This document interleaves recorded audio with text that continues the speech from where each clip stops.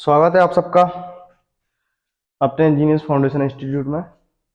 ITI का जो second year का जो पार्ट है, चैप्टर चल रहा था अल्टरनेटर। तो अल्टरनेटर में अपन ने 5 पार्ट पढ़ लिए थे। आज जो है छठवां पार्ट इसमें आप पढ़ेंगे। छठवें पार्ट में अपने क्या चल रहे थे, अभी अल्टरनेटर के प्रकार चल रहे थे। अल्टरनेटर के प्रकार चल रहे थे। अल्टरनेटर के प्रकार में मैंने आपको कुछ टाइप बताए थे। उसके अंतर्गत कौन कौन से प्रकार बताए थे। एक तो था अपना प्राइम मूवर के आधार पर। प्राइम मूवर के आधार पर इसमें 3 टाइप के निकले थे, वो अपन ने पढ़ लिए थे। आपको पता होगा, जल turbine alternator, steam turbine alternator. जल टरबाइन अल्टरनेटर पढ़ा था, स्टीम टरबाइन पढ़ा था, और इसमें डीजल इंजन वाला पढ़ा था, डीजल इंजन अल्टरनेटर। उसके बाद में फिर दूसरा जो प्रकार था वो पढ़ा था फेज के आधार पर। फेज के आधार पर, इसमें फेज के आधार पर क्या दो पढ़े थे अपन ने। एक तो सिंगल फेज पढ़ा था, एक 3 फेज वाला पढ़ा था, मतलब पॉलीफेज अल्टरनेटर। और इसके बाद में फिर जो तीसरा कौन सा था, वो था घूमने वाले भाग के आधार पर। घूमने वाले भाग के आधार पर इसमें 2 प्रकार के हैं। कौन कौन से, एक तो है आर्मेचर प्रकार अल्टरनेटर, आर्मेचर प्रकार अल्टरनेटर। और दूसरा था फील्ड प्रकार अल्टरनेटर, फील्ड प्रकार अल्टरनेटर। तो अगला इसमें चौथा था, वो था उत्तेजना के आधार पर। तो आज जो है अपन इस पार्ट के अंतर्गत जो पढ़ेंगे वो पढ़ेंगे घूमने वाले भाग के आधार पर अल्टरनेटर के प्रकार। तीसरा क्या है अपना, घूमने वाले भाग के आधार पर अल्टरनेटर।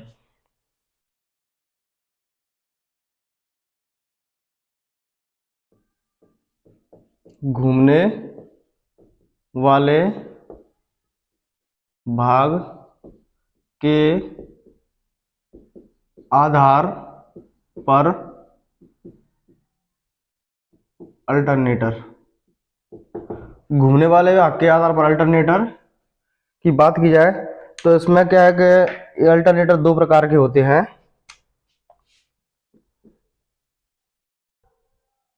ये अल्टरनेटर 2 प्रकार के होते हैं, 2 प्रकार के होते हैं। तो पहला इसके अंदर जो पढ़ेंगे अपन, कौन सा पढ़ेंगे, आर्मेचर प्रकार अल्टरनेटर।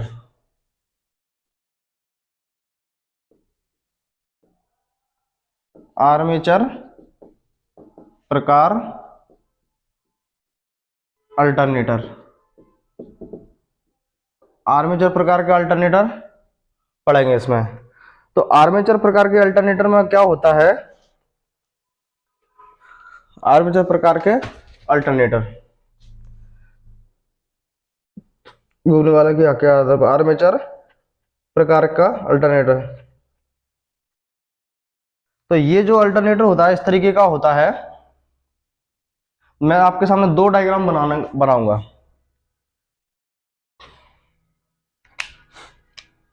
जैसे कि एक तो ये है, यहाँ पे आप चाहो तो आप डायग्राम बना सकते हो कॉपी में, अच्छा रहेगा।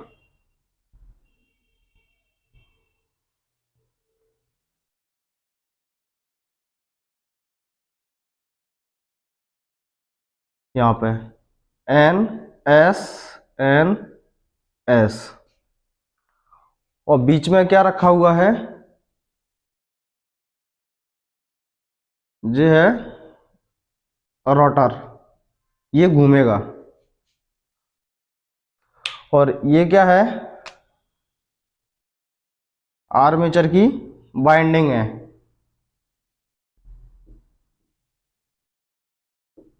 आर्मेचर पर क्या है, बाइंडिंग। और ये जो है यहाँ पर,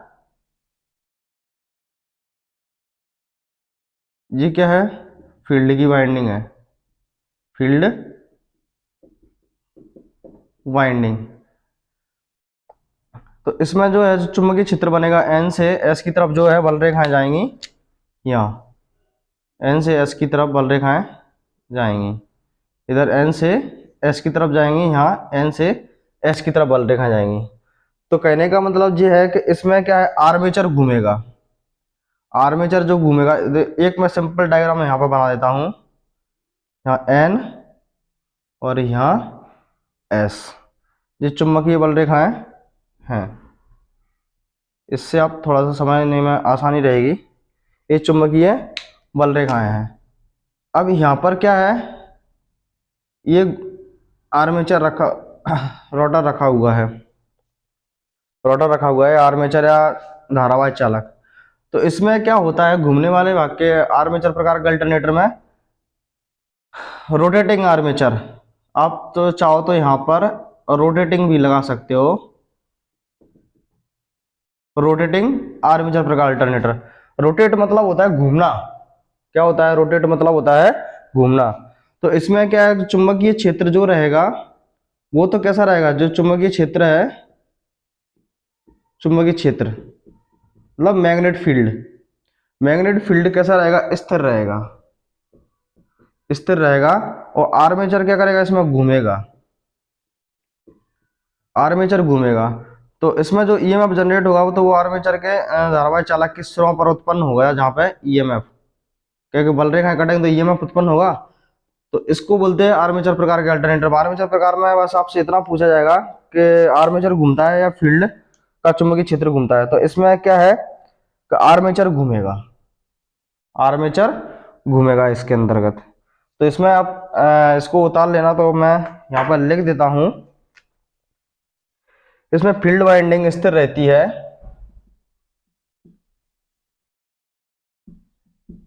इस प्रकार के अल्टरनेटर में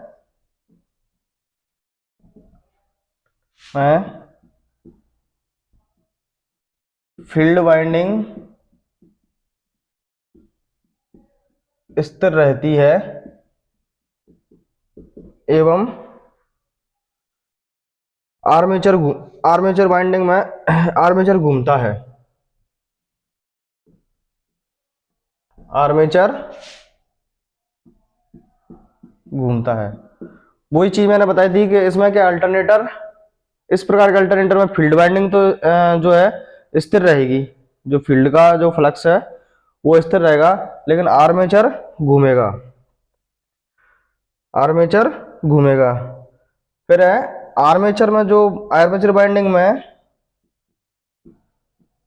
आर्मेचर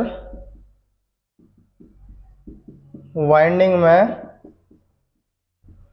जो उत्पन्न ईएमएफ, जो ईएमएफ उत्पन्न होगा आर्मेचर बाइंडिंग में, आर्मेचर बाइंडिंग में पैदा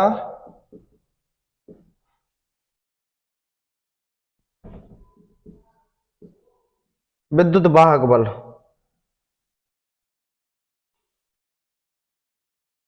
वाहक बल स्लिप रिंग की सहायता से बाहर ले लिया जाता है, रिंग की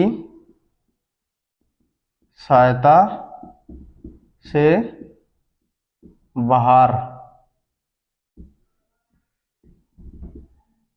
ले लिया जाता है। तो ये चीज आपको इसमें अच्छे से ध्यान रखना है कि आर्मेचर प्रकार के अल्टरनेटर में क्या होता है कि जो फील्ड वाइंडिंग है या फील्ड का फ्लक्स आप बोल सकते हो, वो तो कैसा रहेगा, स्थिर रहेगा। फील्ड वाइंडिंग स्थिर रहती है, फील्ड का जो फ्लक्स है वो स्थिर रहेगा, आर्मेचर घूमेगा, आर्मेचर घूमेगा। और आर्मेचर बाइंडिंग में जो पैदा होने वाला विद्युत दाब वाला स्लिप रिंग की सहायता से बांध लिया जाता है। अब जो आर्मेचर इसके बीच में रोटेट करेगा, घूमेगा, तो आर्मेचर की जो बाइंडिंग होगी, इस पर जो आर्मेचर पर जो बाइंडिंग की गई है, इस पर जो मान के चलो सपोज करो कि जो आर्मेचर है, तो इस पर जो बाइंडिंग होगी तो इस बाइंडिंग पर जो ईएमएफ उत्पन्न होगा उसको स्लिप रिंग की सहायता से बाहर ले लिया जाता है, इसको फिर यूज में ले लेते हैं। तो ये होता है आर्मेचर प्रकार का अल्टरनेटर। आप बोल सकते हो रोटेटिंग प्रकार, रोटेटिंग आर्मेचर प्रकार अल्टरनेटर। अब आता है रोटेटिंग फील्ड अल्टरनेटर। तो ये चीज आप नोट कर लेना। दूसरा है इसका कौन सा, रोटेटिंग फील्ड अल्टरनेटर। घूमने वाले के आधार पर चल रहा है अपना ये। तो जो छात्र नए जुड़े हुए हैं तो वो सब्सक्राइब कर ले चैनल को।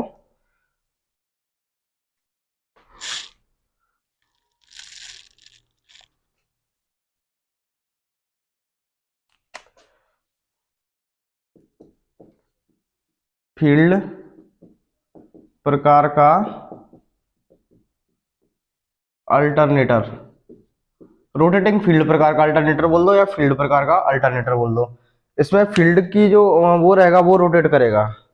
जैसे कि ये आपके सामने डायग्राम बना हुआ है, इसमें यहां से एन एस एन एस, ये चुंबकीय बल रेखाएं ऐसे जा रही हैं, ये इधर जा रही हैं, ये चुंबकीय बल रेखाएं इधर जा रही हैं, और बीच में क्या रखा हुआ है, ये आर्मेचर रखा हुआ है। आर्मेचर, आर्मेचर पर ये वाइंडिंग है और ये फील्ड पर वाइंडिंग है। इसी को मैं इस यहाँ पर दिखा देता हूँ आपको थोड़ा सा। यहाँ से ये फील्ड का क्या है, चुंबकीय क्षेत्र मैग्नेट फील्ड है, और ये रखा हुआ है। इसमें इसको नहीं घुमाया जाएगा। इसमें ये क्या है कि ये फील्ड का जो फील्ड वाइंडिंग है, इसमें क्या है कि स्थिर चुंबकीय क्षेत्र में, स्थिर चुंबकीय क्षेत्र में क्या होगा, स्थिर चुंबकीय क्षेत्र के मध्य आर्मेचर को घुमाया जाता है। स्थिर चुंबकीय क्षेत्र के मध्य में क्या होगा, आर्मेचर को घुमाया जाएगा, और रोटर वाइंडिंग के द्वारा उत्पन्न जो चुंबकीय क्षेत्र है, रोटर वाइंडिंग के कारण चुंबकीय क्षेत्र स्थापित होगा। तो क्या है, ध्यान से समझना, चुंबकीय क्षेत्र जो रहेगा, जो मैग्नेट फील्ड है, ये मैग्नेट फील्ड, इसमें आर्मेचर स्थिर रहेगा। आर्मेचर क्या है, स्थिर रहेगा, चुंबकीय क्षेत्र को घुमाया जाएगा। तो इससे क्या है कि जो रोटर वगैरह इसके अंदर रोटर घूमेगा तो फिर ईएमएफ उत्पन्न होगा। मतलब क्या है कि इसमें चुंबकीय क्षेत्र को, जो चुंबकीय क्षेत्र है, मैग्नेट फील्ड है, चुंबकीय क्षेत्र जो है स्थिर आर्मेचर, चुंबकीय क्षेत्र में स्थिर आर्मेचर रख देंगे। जैसे घूमता हुआ चुंबकीय क्षेत्र रहेगा, उसमें आर्मेचर को रख देंगे तो आर्मेचर ऑटोमेटिक घूम जाएगा। घूमने वाले स्वभाव का जो चुंबकीय क्षेत्र रहेगा वो रहेगा। तो स्थिर आर्मेचर के मध्य में क्या करते हैं, चुंबकीय क्षेत्र को घुमाते हैं।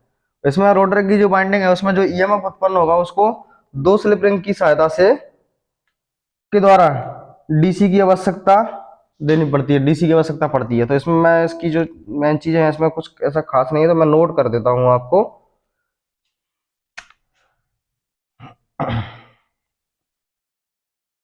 तो इसमें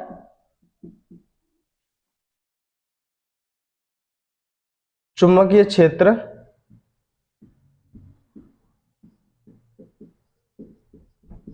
चुंबकीय क्षेत्र जो मैग्नेट फील्ड होता है, चुंबकीय क्षेत्र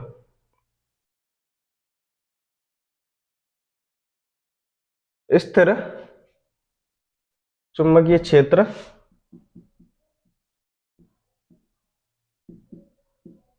स्थिर आर्मेचर, स्थिर आर्मेचर के मध्य घुमाया जाता है। इसमें क्या है कि चुंबकीय क्षेत्र जो है, चुंबकीय क्षेत्र मैग्नेट फील्ड इस तरह आर्मेचर के मध्य घुमाया जाता है। चुंबकीय क्षेत्र को घुमाएंगे इसमें, ना कि रोटर को घुमाएंगे, आर्मेचर को घुमाएंगे। तो चुंबकीय क्षेत्र को इस तरह आर्मेचर के मध्य घुमाया जाता है। ये आपको ध्यान अच्छे से रख रहा है कि इसमें क्या करना है। तो चुंबकीय क्षेत्र को घुमाएंगे इस तरह आर्मेचर के मध्य घुमाएंगे तो क्या होगा, रोटर की जो बाइंडिंग के द्वारा, रोटर की बाइंडिंग द्वारा चुंबकीय क्षेत्र, चुंबकीय क्षेत्र स्थापित करने के लिए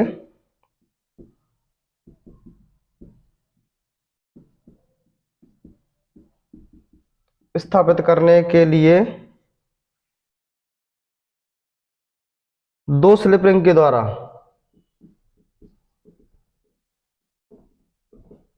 दो स्लिप रिंग के द्वारा डीसी सप्लाई की आवश्यकता पड़ती है। डीसी सप्लाई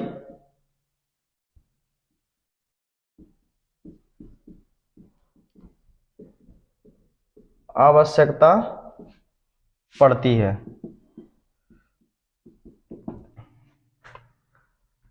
तो ये चीज आपको ध्यान रखना है कि इसमें क्या करते हैं, चुंबकीय क्षेत्र को इस तरह आर्मेचर के मध्य में घुमाएंगे। जो आर्मेचर तो स्थिर रहेगा, चुंबकीय क्षेत्र को घुमाएंगे तब क्या कंडीशन रहेगी, रोटर की जो बाइंडिंग रहेगी, रोटर की जो बाइंडिंग रहेगी, रोटर क्या होता है, घूमने वाला भाग रहता है। जैसे ये है रोटर, ये रोटर ही समझ लो, इस पर जो बाइंडिंग है, रोटर पर क्या है, बाइंडिंग है। तो रोटर की रोटर की बाइंडिंग द्वारा जो चुंबकीय क्षेत्र स्थापित करेंगे तो वो जब उत्पन्न होगा, जब पहले इसमें अलग से डीसी सप्लाई देना पड़ेगी पहले, जब वो सप्लाई उत्पन्न होगी।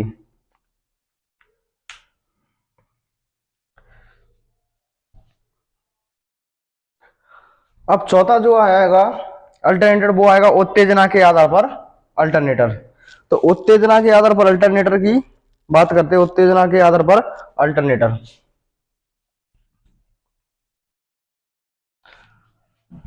उत्तेजना के आधार पर अल्टरनेटर कितने प्रकार के रहेंगे, दो प्रकार के रहेंगे।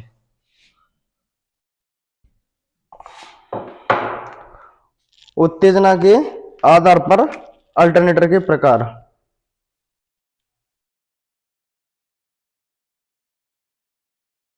चौथा जो रहेगा उत्तेजना के आधार पर अल्टरनेटर। उत्तेजना के आधार पर अल्टरनेटर कितने प्रकार के होते हैं, दो प्रकार के। ए अल्टरनेटर दो प्रकार के होते हैं, दो प्रकार के रहेंगे इसमें अल्टरनेटर। कौन कौन से रहेंगे,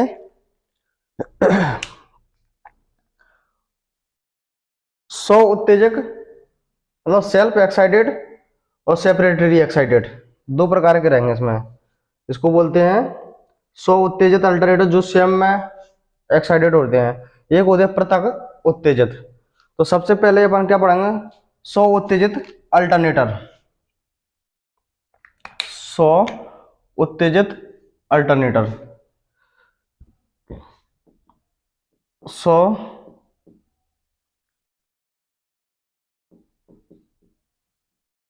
उत्तेजित अल्टरनेटर।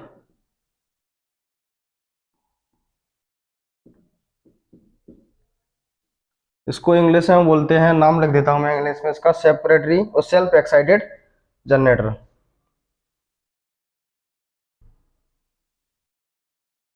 Self excited alternator. तो इसको सेल्फ एक्साइटेड अल्टरनेटर में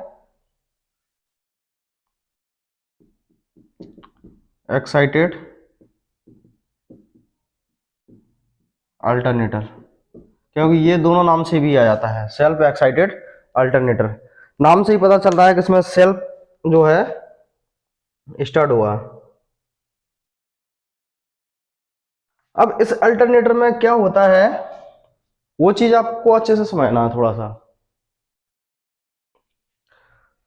तो इसमें देखो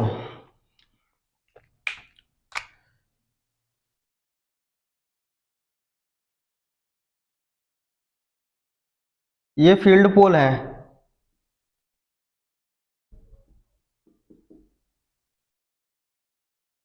यहां पर ये फील्ड पोल है, और ये क्या है,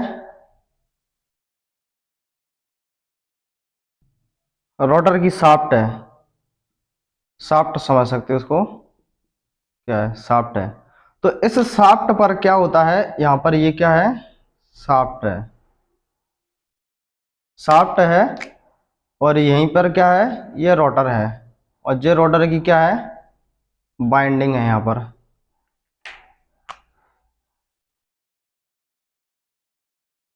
ये शाफ्ट है, और ये क्या है, रोटर, रोटर।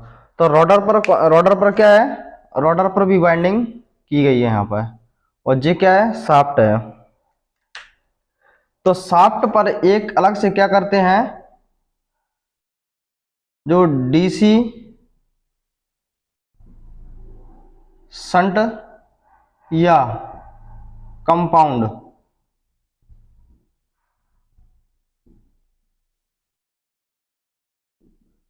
जनरेटर, तो इसकी सेल्फ एक्साइटेड जनरेटर में जो प्रकार का अल्टरनेटर होता है वो, तो उसकी शाफ्ट पर, शाफ्ट और रोटर पर, शाफ्ट रोटर पर क्या होता है, एक शंट जनरेटर होगा या कंपाउंड जनरेटर होगा, उसके द्वारा रोटर की जो फील्ड वाइंडिंग, रोटर की जो बाइंडिंग है, रोटर बाइंडिंग,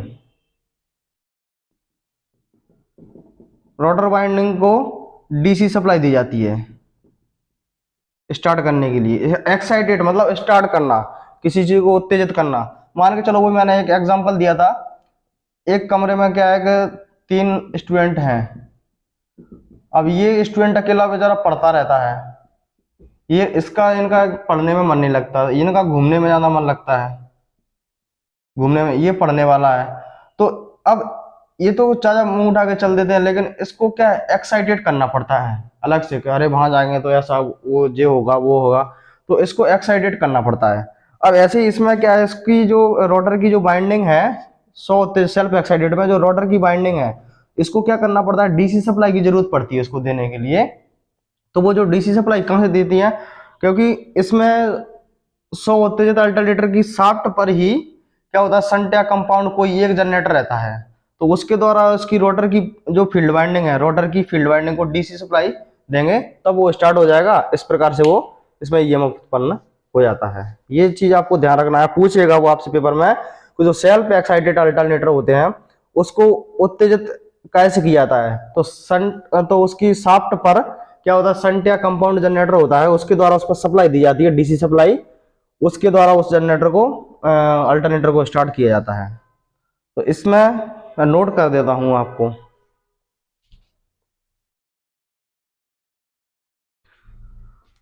तो ये हो गया सेल्फ एक्साइटेड जनरेटर, जिस अल्टरनेटर में क्या है, रोटर की जो वाइंडिंग होती है,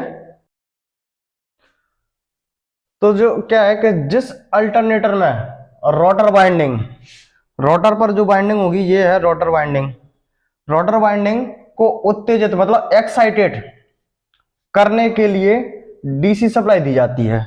इसको जब रोटर की जो बाइंडिंग को पहले नॉर्मली स्टार्ट नहीं होगा, उत्तेजित नहीं होगा, तो उसको एक्साइटेड करने के लिए, उत्तेजित करने के लिए क्या करते हैं, डीसी सप्लाई देते हैं।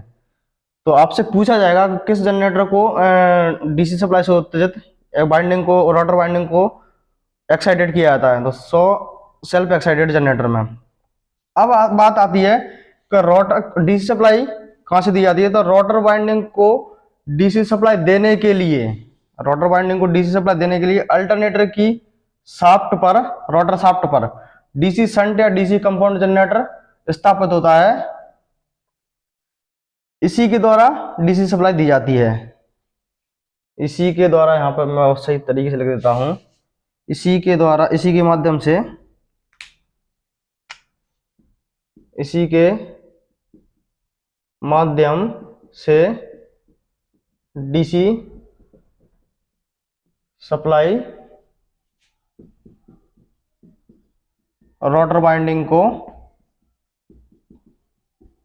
प्रदान की जाती है, इसे स्व उत्तेजित अल्टरनेटर कहते हैं। ये है, मतलब क्या है कि जिस अल्टरनेटर में रोटर वाइंडिंग को उत्तेजित एक्साइटेड करने के लिए डीसी सप्लाई दी जाती है, यहां से ये लग लो, सही सेंटेंस बन जाएगा कि इस अल्टरनेटर में रोटर वाइंडिंग को उत्तेजित एक्साइटेड करने के लिए डीसी सप्लाई दी जाती है।